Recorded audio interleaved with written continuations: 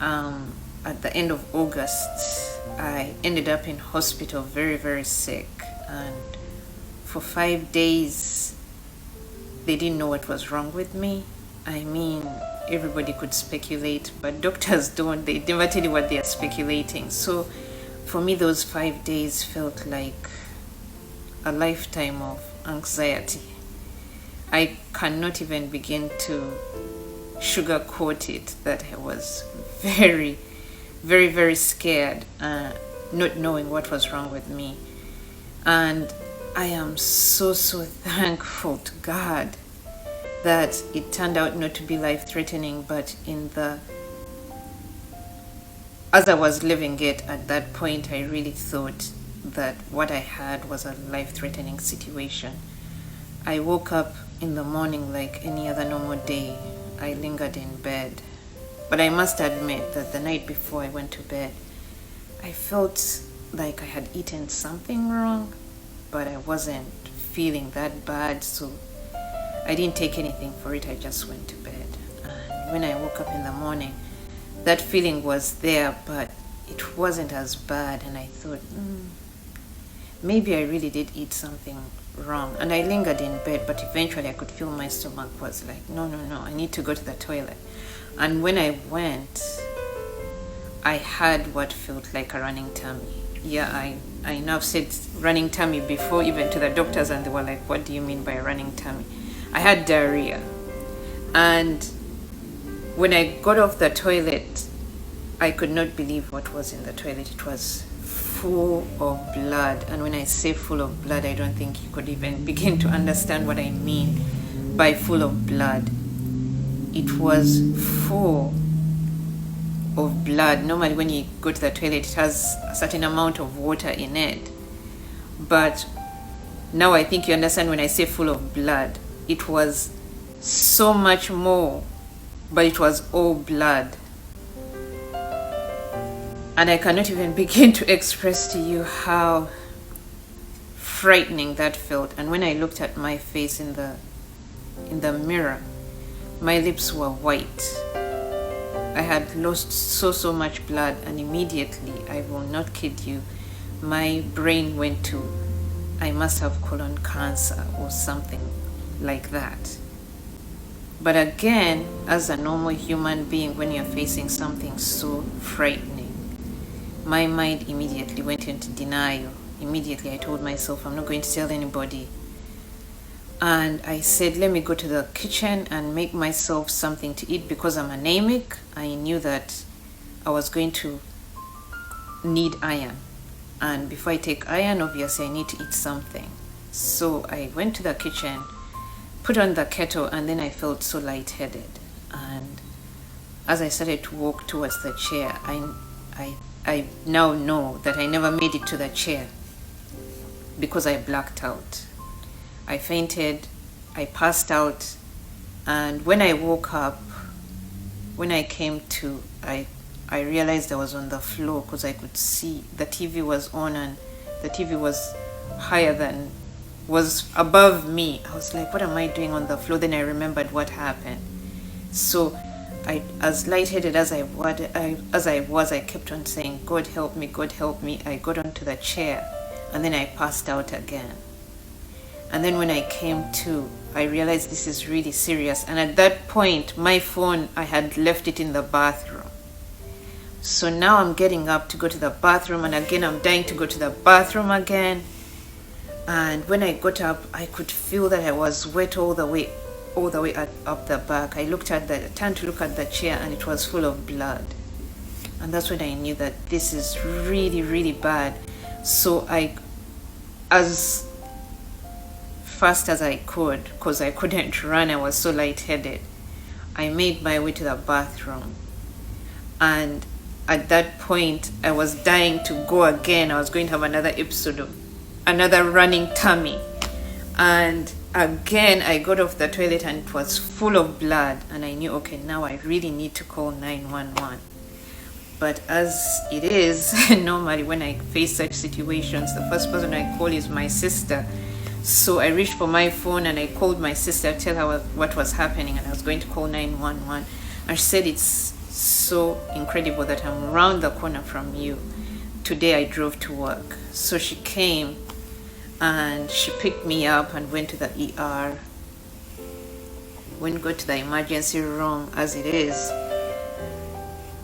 things take time. But anyway, at that point, at least my stomach had calmed down, and they did everything they needed to do, checked my blood, did all the vitals.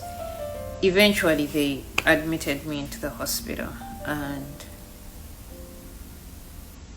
the next morning, the doctor came and told me that we are going to need to do, right now it's good that you're not having any more, you're not bleeding anymore, and it looks like whatever it was, because the blood was really dark, it wasn't a fresh bleed, but that is not good again. It means that I had been bleeding all along and I did not know.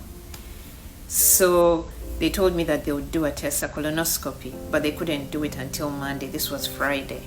So they said they were keeping me in the hospital. And to be honest, I was mad. Why are they keeping me in the hospital till Monday when today's Friday? And my sister was like, for me, I feel happy that you're going to stay here, because what if you pass out again and you're alone in the apartment? Which made sense. And as it is, they told me, now you can eat. That whole night I couldn't eat anything. They wouldn't even allow me to drink, not even take a sip of water. So they told me, now you can eat since it has calmed down.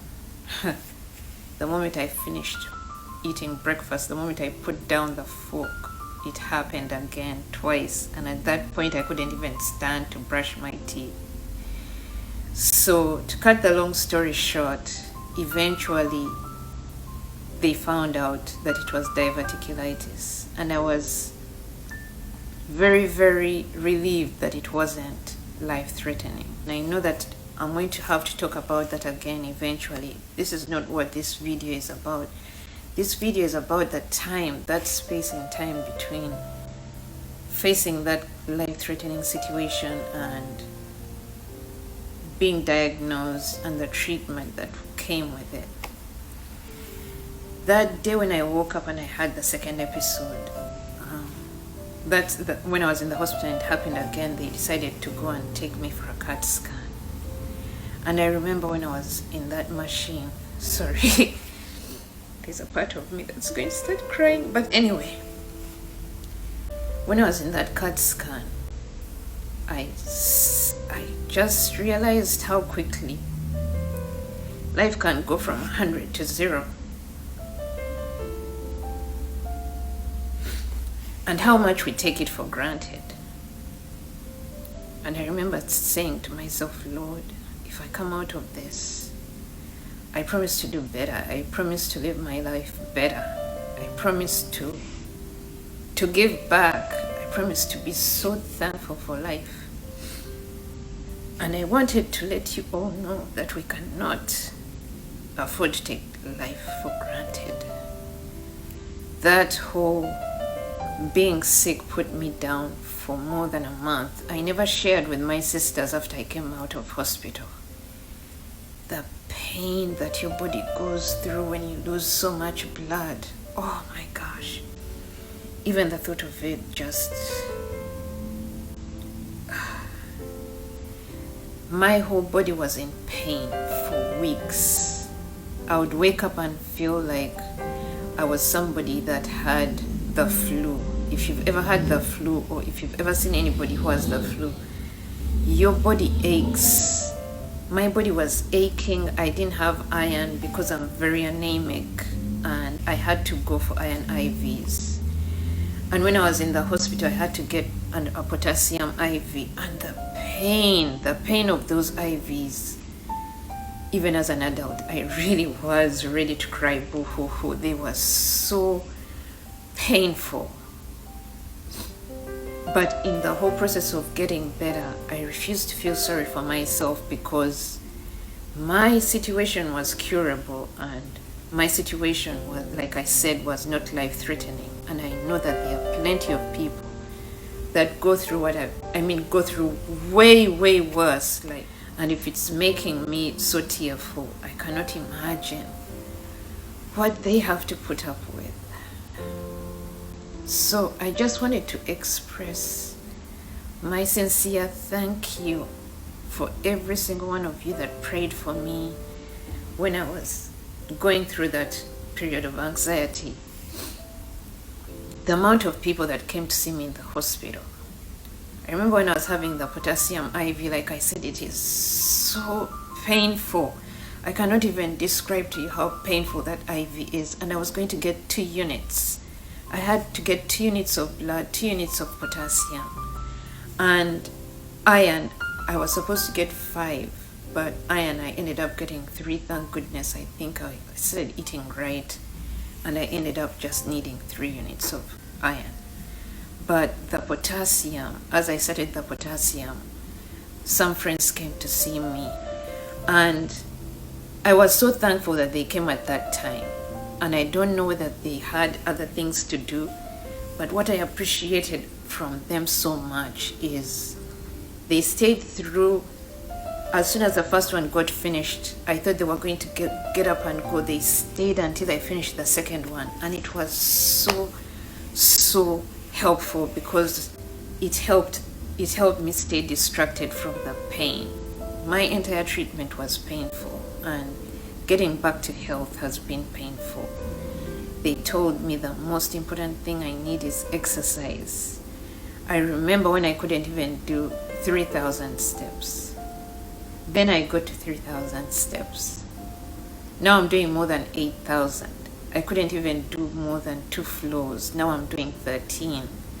I'm doing the treadmill. I'm doing the elliptical. I'm doing everything to stay healthy. I remember watching an Oprah so many years ago where she had on a woman who was going through a very, very tough time in her life.